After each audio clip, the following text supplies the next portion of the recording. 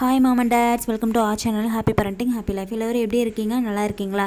நாம் இன்றைக்கி நம்மளோட சேனலில் ஒரு இம்பார்ட்டன்ட் வீடியோ தாங்க பார்க்க போகிறோம். அது என்னென்னு பார்த்தீங்கன்னா, நிறைய கர்ப்பிணி பெண்கள் வந்துட்டு ஒரு டவுட்டாகவே கேட்பாங்க. நாங்கள் வந்துட்டு கொய்யாப்பழம் சாப்பிடலாமா சாப்பிடக்கூடாது அப்படின்ட்டு. நான் சொல்கிறேன், கட்டாயமாக வந்துட்டு கர்ப்பிணி பெண்கள் ஒரு நாளைக்கு ஒரு கொய்யாப்பழம் எடுத்துக்கிறதுனால அவங்களுக்கு தேவையான அனைத்து சத்துக்கள் கிடைக்கிறது மட்டும் இல்லாமல் கர்ப்ப காலத்தில் அவங்களுக்கு ஏற்படுற சில பிரச்சனைகள் சரியாகுதுங்க. அது என்னென்னு பார்க்கலாம் வாங்க. அண்ட் இந்த கொய்யாப்பழத்தில் பார்த்தீங்கன்னா வந்துட்டு நார்ச்சத்து அதிகம் இருக்குது. விட்டமின் சி, ஏ, இ, பொட்டாசியம், மெக்னீஷியம், அது மட்டும் இல்லாமல் ஃபோலிக் ஆசிட், அயன், இது மாதிரி நிறைய சத்துக்கள் இருக்குதுங்க. அண்ட் இதில் பார்த்தீங்கன்னா வந்துட்டு கர்ப்பிணி பெண்களுக்கு வந்துட்டு ஃபோலிக் ஆசிட் கட்டாயம் அப்படிங்கிறது எல்லாத்துக்குமே தெரியும். நம்ம நார்மலாக கன்ஃபர்மேஷனுக்கு போகும்போதே வந்துட்டு டாக்டர் வந்துட்டு ஃபோலிக் ஆசிட் டேப்லெட்ஸ் கொடுப்பாங்க. ஸோ இதில் ஃபோலிக் ஆசிட் இருக்கிறதுனால தாய்க்கும் குழந்தைக்கும் ரொம்ப ரொம்ப நல்லது, நிறைய நன்மைகளை இது கொடுக்குதுங்க.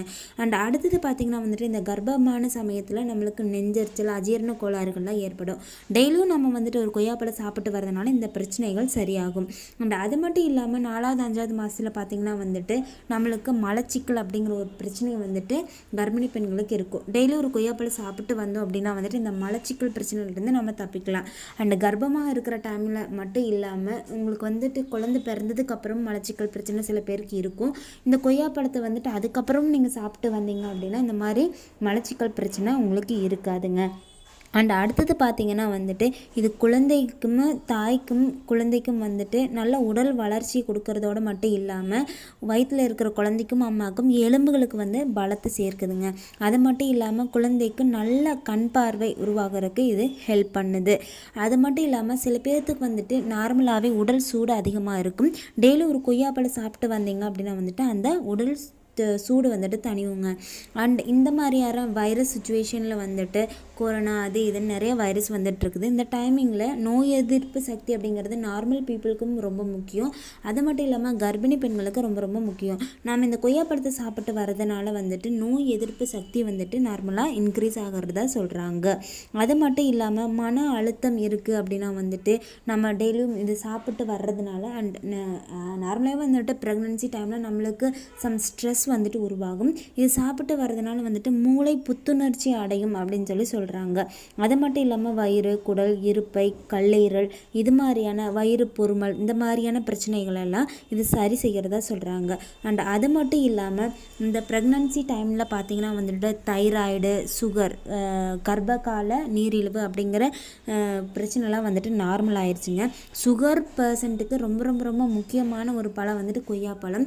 ஏன்னு பார்த்தீங்கன்னா வந்துட்டு இது ரத்தத்தில் இருக்கிற சர்க்கரையோட அளவை குறைச்சி நம்மளுக்கு வந்துட்டு சுகரை கண்ட்ரோலாக வச்சுருக்குது அப்படின்னு சொல்கிறாங்க.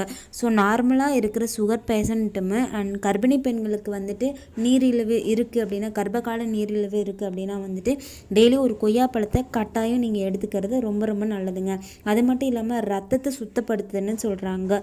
பிளட் ப்ரெஷர் இருக்கிற பீப்புள்ஸ்லாம் வந்துட்டு இது எடுத்துக்கிறதுனால வந்துட்டு நம்மளால் பிளட் ப்ரெஷரை வந்துட்டு கண்ட்ரோலாக வச்சுக்க முடியும்னு சொல்கிறாங்க.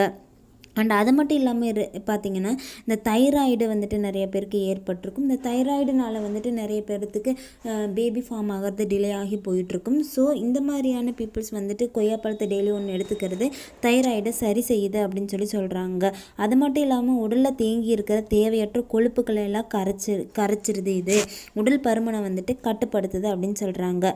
புற்றுநோய் பாதிப்பு ஏற்படாமல் இருக்கிறதுக்கும் இது ஹெல்ப் பண்ணுதுங்க. சப்போஸ் புற்றுநோய் வந்தவர்களும் இதை சாப்பிட்டு வர்றதுனால அந்த நோயோட வீரியம் குறையுது அப்படின்னு சொல்கிறாங்க. நோயோட தாக்கம் குறையுதுன்னு நம்ம பார்க்குறோம்.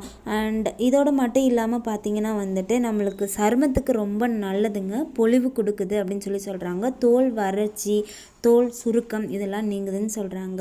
ஓகேங்க, இந்த இன்ஃபர்மேஷன் உங்களுக்கு கண்டிப்பாக யூஸ்ஃபுல்லாக இருக்குன்னு நம்புகிறேன். ஸோ கர்ப்பிணி பெண்களே நீங்கள் எந்தவித தயக்கமுமே இல்லாமல் எந்தவித டவுட்டும் இல்லாமல் கொய்யாப்பழம் டெய்லி ஒன்று எடுத்துக்கிறது ரொம்ப ரொம்ப நல்லதுங்க.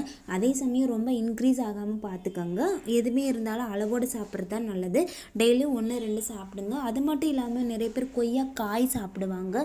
கர்ப்பிணி பெண்கள் அந்த மாதிரி கொய்யா காய் சாப்பிட்றத தவிர்த்துறது ரொம்ப ரொம்ப நல்லதுங்க. நல்ல பழுத்த கனிஞ்ச பழத்தை நல்லா சுத்தமாக கழுவிட்டு சாப்பிடுங்க, ரொம்ப ரொம்ப நல்லது. ஓகே வியூவர்ஸ், இந்த டிப்ஸ் உங்களுக்கு யூஸ்ஃபுல்லாக இருக்குன்னு நம்புகிறேன். அண்ட் நம்மளோட சேனலை கண்டிப்பாக சப்ஸ்கிரைப் பண்ணி வச்சுக்கோங்க.